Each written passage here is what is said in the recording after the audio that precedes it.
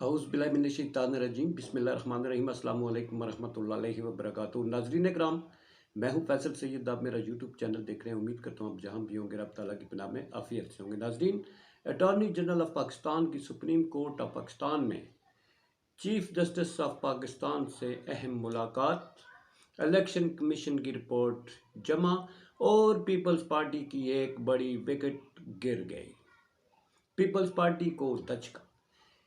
सबसे बात करते हैं जी पहले कि इस वक्त पीपल्स पार्टी ने जमहूरियत के नाम पर जो एक अपनी ही पार्टी में जमहूरियत का मजाक उड़ाया है, उसकी सबसे बड़ी वजह जो है वो हमारे सामने आ गई है। उनकी अपनी नकाब जो है जमहूरियत का जो ओढ़ा हुआ है, वो तो वैसे भी ज़ाहिर हो गया है कि जमहूरियत इनके लिए खिलवाड़ कैसे है। ये जो एक दूसरे के जनाब पेट को फाड़ कर पैसे निकालने की बातें करते थे, फिर ये आसफ अली जरदारी साहब नवाज शरीफ के बारे में क्या कुछ नहीं कहते रहे, बेनज़ीर साहब के बारे में ये क्या कुछ नहीं कहते रहे। ये तो जमहूरियत में अपने मफाद की जो खूबसूरती है, अपने मफाद का जो अलम उठाया हुआ है इन्होंने जमहूरियत के नाम पर, शायद दब्बा इस वक्त जो है जमहूरियत बन चुकी है हमारे मुल्क में, उसका आप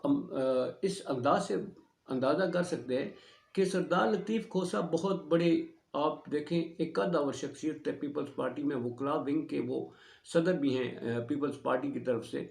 और वो आज से नहीं, बरसों से वो कहते होते हैं, हमेशा कहते हैं कि मैं हूँ पीपल्स पार्टी, ठीक है। मगर उनके इस वफादारी को इस बिना पर उड़ा के रख दिया गया कि वो अदालतों के लिए खड़े हुए।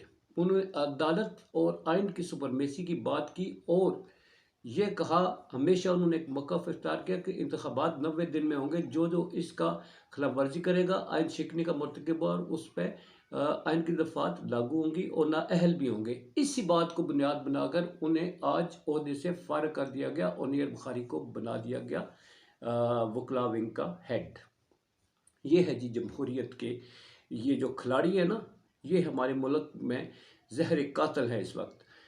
दूसरी तरफ अब बात करते हैं जी कि इलेक्शन कमीशन ऑफ पाकिस्तान, जो अटॉर्नी जनरल ऑफ पाकिस्तान है, उनकी मैं मुलाकात का बताता हूँ कि उसकी हसासियत कितनी है।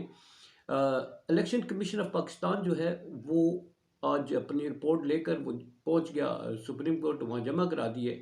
मगर सुप्रीम कोर्ट ऑफ पाकिस्तान में आज किसी तरह की कोई आपने कोई पेशरफ्त नहीं देखी होगी कि इतना कुछ हंगामा खेजी हुई। मगर आज़ाद कश्मीर की कोर्ट्स ने जो फ़ैसला दिया है वो हमारे लिए आंखें खोल देने के लिए इन सियासी लीडरों के लिए काफ़ी होना चाहिए।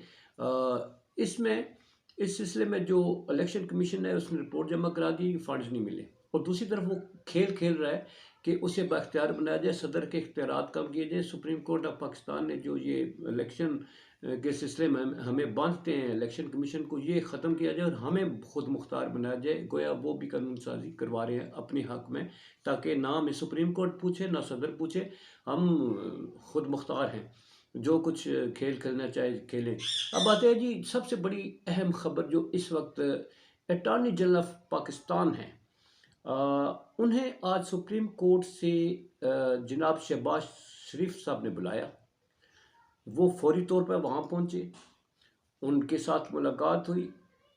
काफ़ी मुलाकात के बाद वो वापस सुप्रीम कोर्ट गए और वहाँ पर चीफ जस्टिस ऑफ पाकिस्तान के साथ मुलाकात की। मामला क्या है इसका अभी तक कहीं से कोई सुराग नहीं मिल सका। मगर आज चूँकि रात को 12 बजे टाइम ख़त्म हो चुका था, ये जो 90 दिन का इन्होंने फ़ंड्स की फ्राहमी का और सारा कुछ एक डेड लाइन सुप्रीम कोर्ट ने दी थी, वो 12 बजे ख़त्म हो गई। आज सुप्रीम कोर्ट में कार्रवाई का दिन था और कार्रवाई इसका होनी थी। पीटीआई भी पहुंची हुई है कोर्ट में ये इस हवाले से कि जनाब ये जो कुछ हो रहा है, तौहीन अदालत का भी केस चलवाने जा रहे हैं वो पीटीआई वाले, वो दरख्वास्त देंगे। मगर अटॉर्नी जनरल ऑफ पाकिस्तान जो हैं, उनकी आज की मूवमेंट जो है वो बड़ी अहम है। क्या शहबाज शरीफ साहब ने चीफ जस्टिस ऑफ पाकिस्तान को पैगाम भेजा है कि जनाब वो जो कुछ असी किया है उसमें रहन दो, साढ़े खुदा का नाम है, साढ़े नाल कुछ ना करना। उन्हें पता है शहबाज शरीफ साहब को मैं नाअहल हो जाऊँगा, انہیں پتہ ہے کہ یوسف رضا گیلانی صاحب کی طرح میں نے بھی حکم عدولی تو کی ہے، میں نا اہل ہو جاؤں گا۔ آزاد کشمیر میں بھی انہوں نے آج کا جو ہے وہ دیکھ لیا ہے پاور، کورٹس کی پاور کیا ہوتی ہے، ان کی للکار میں جو سیاست والے لمکار پکارتے ہیں اور للکارتے ہیں، ان میں کتنا دم خم ہے۔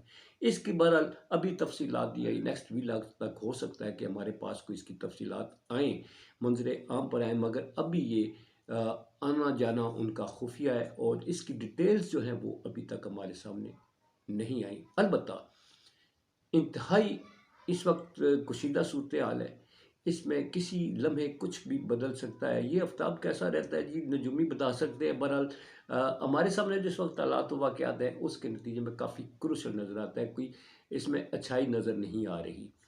اپنا بہت سارا خیال رکھیے۔ پاکستان زندہ باد، پاک افواج پائندہ باد۔